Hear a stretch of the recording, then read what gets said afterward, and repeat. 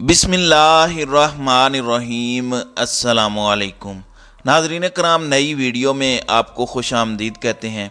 आज supreme court of Pakistan और justice Umar Ata Bandial के ख़िलाफ़ खुल्लम खुल्ला ऐलान जंग हो चुका है। और ये ऐलान जंग इतना बड़ा है कि अगर कल सुप्रीम कोर्ट के चीफ जस्टिस ऑफ पाकिस्तान ने गवर्नर स्टेट बैंक शहबाज शरीफ, पूरी पार्लियामेंट, कायमा कमेटी के तमाम लोग, बाकी कैबिनेट इनको नाअहल ना किया तो रहती दुनिया तक, जब तक पाकिस्तान का वजूद है, एक बात आप जहन में रखिएगा, सुप्रीम कोर्ट की सिर्फ ईंटों वाली इमारत बाकी रह जाएगी। इनके फैसलों को कोई नहीं मानेगा और रोनते हुए सारे इनके फैसले को चले जाएंगे। आज आप अंदाज़ा कीजिए कि स्टेट बैंक ने 21 अरब रुपए जारी करने थे, 1400 अरब इनके पास पड़े हैं। इन्होंने इस 21 अरब को जारी नहीं किया। मामला कायमा कमेटी में चला गया वजारत ख़जाना का, और वजारत ख़जाना की कायमा कमेटी से आगे इन्होंने पार्लियामेंट को भेज दिया और पार्लियामेंट ने आगे उठाकर सुप्रीम कोर्ट के मुंह पर दे मारा कि जस्टिस बंदयाल, तुम जो मर्जी कर लो, जो मर्जी कर लो, हम किसी सूरत एक धेला भी जारी नहीं करेंगे। जो जंग तुमसे होती है वो जंग कर लो। नाज़रीन इकराम, एक बात आप जहन में रखिएगा, उमर अता बंदयाल अब चुप बैठने वाले नहीं हैं। ना तो वो चुप बैठेंगे chief justice of Pakistan. Chief justice की जो सबसे बड़ी गलती है, उन्होंने इनको बहुत ज़्यादा ढील दी है। सबसे बड़ी बात एतजाज़ एहसन ने की। एतजाज़ एहसन ने कहा कि उमर अता बंदयाल पर इतना प्रेशर है, इतना प्रेशर है, लेकिन वो इस प्रेशर को झेल गए हैं। उन्होंने बड़ी कोशिश की, आखिरी हद तक गए कि किसी तरह अपने ऊपर आर्टिकल 6 ना लगवाएं। पिछली दफ़ा लग जाना चाहिए था, शहबाज शरीफ को नाअहल हो जाना चाहिए था, लेकिन अब ये सूरत हाल है। कल को आप शहबाज शरीफ को नाअहल करेंगे, पार्लियामेंट कह देगी कि हमने करारदाद पास की है, हम इनके फैसलों को नहीं मानते। सुप्रीम कोर्ट कल को कोई भी फैसला देगी, ये नहीं मानेंगे। और आज एक बात ज़हन में रख लीजिएगा, कोई काजी फायज ईसा के साथ एक आधा जज रह भी गया था, वो भी आज के बाद नहीं होगा, क्योंकि इन सबको पता लग गया है कि कल को हमने चीफ जस्टिस बनना है, कल को हमारे फैसले होंगे, हमने कोई भी फैसला देना है, ये पार्लियामेंट तो ना कर देगा। इस पार्लियामेंट की औकात ये है कि ये पूरी पार्लियामेंट ही नहीं है, माइनॉरिटी की पार्लियामेंट है, और यहां पर सबसे बड़ी जमात फारिग हुई पड़ी है। अगर आज यही सूरत हाल है तो कल को कोई भी सुप्रीम कोर्ट के जज का फैसला होगा, किसी भी जज का फैसला होगा, उसे उठाकर दीवार पर दे मारेगा कि पार्लियामेंट इसे नहीं मानती।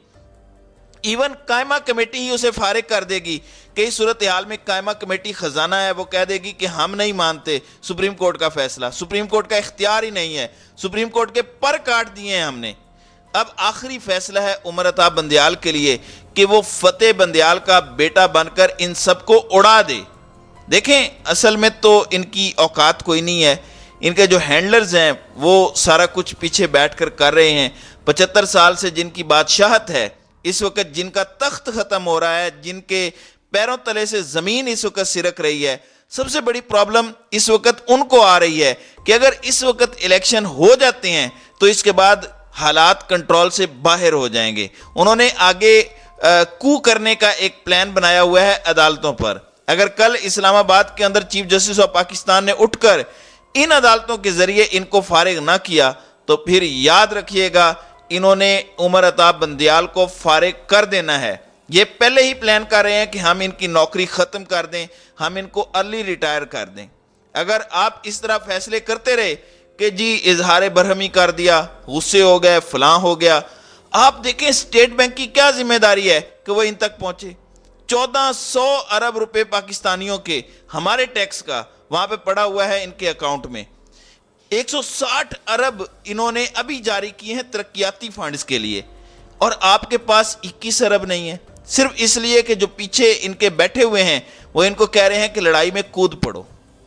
देखें जरदारी क्या चाह रहा है। जरदारी ये चाह रहा है कि शहबाज शरीफ नाअहल हो जाएं, उसका और उसके बेटे का रास्ता साफ हो जाए और वो वजीर आजम बन जाए। मरियम पहले ही फारिग है, नवाज शरीफ पहले ही फारिग है, और अगर कोई वजीर आजम बनने, और कोई वजीर आजम बनने का अहल नहीं है, इसके बाद मरियम क्या चाह रही है? वो चाह रही है कि चाचू शहबाज शरीफ भी नाअहल हो जाएं, वो फारिग हो जाए, वो तो पहले ही चाह रही है। उसके बाद और कौन रह गया है? ये लड़ाई करना चाह रहे हैं। असल में शहबाज शरीफ तक चीफ जस्टिस ने यह मामला महदूद रखा तो फिर तो मामला बड़ा ख़राब है। یہ تو کھلم کھلا اعلان جنگ ہو چکا ہے. انہوں نے کلیئرلی کہہ دیا ہے. آپ نے دیکھا کہ آج عمران خان نے بڑی زبردست خوش آئند بات کی. الحمدللہ سوشل میڈیا کی آواز ان تک جاتی ہے اور ان کو پتہ ہے.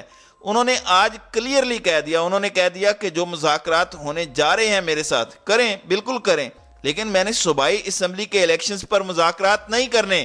قومی اسمبلی کے الیکشن پر بات چیت کریں تو بات چیت کرنے کو تیار ہوں, لیکن یہ جو 90 دنوں سے آگے جائے گا تو آئین معطل ہے. اب کل عمر عطا بندیال نے فیصلہ کرنا ہے, کیونکہ آئین تو پاکستان میں معطل ہو چکا ہے. آپ نے سپریم کورٹ کا حکم نامہ ہوا میں اڑا دیا ہے. کل آپ سیدھی طرح آرٹیکل 190 لگائیں, بلائیں پولیس کو, فوج کو اور ان کے چیف کو, یا رینجرز کے چیف کو بلائیں, یا آپ جس بھی پولیس کے چیف کو بلائیں, اس سے کہیں کہ ان کو کرے گرفتار اور پارلیمنٹ کے اندر جائیں, ان کے سر پر کھڑے ہوں, ان سب کو کریں فارغ, اور پھر اس کے بعد اسٹیٹ بینک کے گورنر کو سب سے پہلے اڑائیں. پرابلم یہ ہے کہ ان لوگوں کو اندازہ ہو چکا ہے کہ عمر عطا بندیال ٹھنڈے ہو کر بیٹھ گئے ہیں, لہٰذا انہوں نے فیصلہ کیا کہ یہ تو ٹھنڈے بیٹھے ہیں تو ہم تو پوری طرح ان پر چڑھائی کرنے کو تیار ہیں.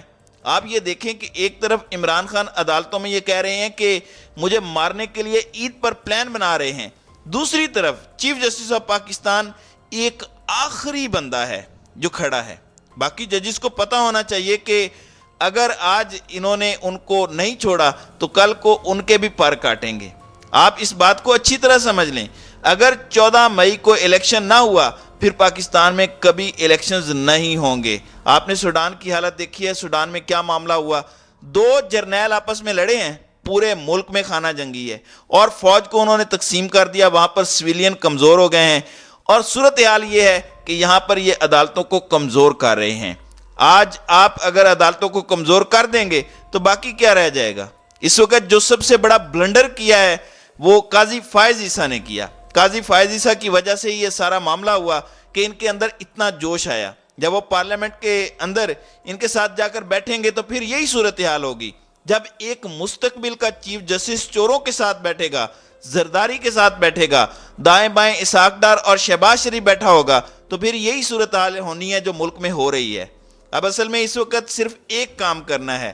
اس وقت عمر عطا بندیال ان کو کرے نااہل, ان کے خلاف پھر جو ہوگا وکلاء سڑکوں پر ہوں گے, عوام سڑکوں پر ہوگی, عمران خان سڑکوں پر ہوں گے, پھر اس کے بعد دمادم مست کلندر ہوگا.